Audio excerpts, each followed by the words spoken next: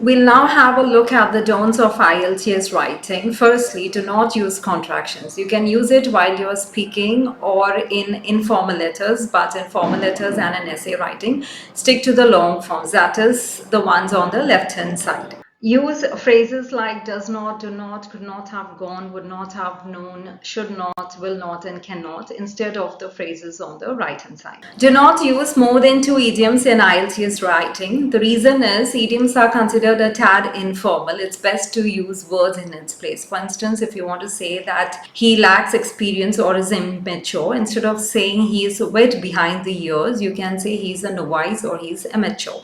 Do not use untouched words. By untouched words, I mean those words which you have learned the meaning very recently, but you have never ever used them in the past. Your day of IELTS exam is not the day when you should be using them for the very first time, because you might not use them in the right context. To exemplify, innocuous means harmless, not likely to cause any ill effects. An example sentence is, everyone found Mary's banter innocuous except for Mike.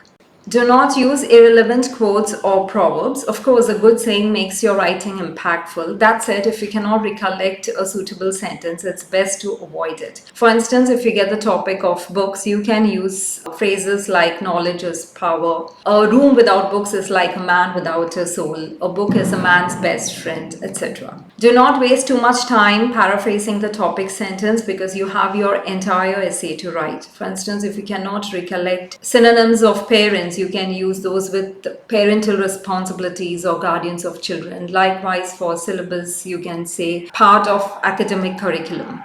Don't merely get your essays evaluated. Allow me to explain what I'm trying to say. Suppose I give an essay topic to both a 6th grade student as well as a 12th grade student. Both have the same IQ. Both have written really good essays, but the 6th grader would use English as per his level. Both the essays do not have any grammatical errors or spelling mistakes, but I might give more scores to the 12th grader because he has probably used longer sentences and advanced words. So that makes a difference. There is a misconception among many IELTS students that if my essay has no grammatical mistakes, no spelling mistakes, I'm surely going to get a 7.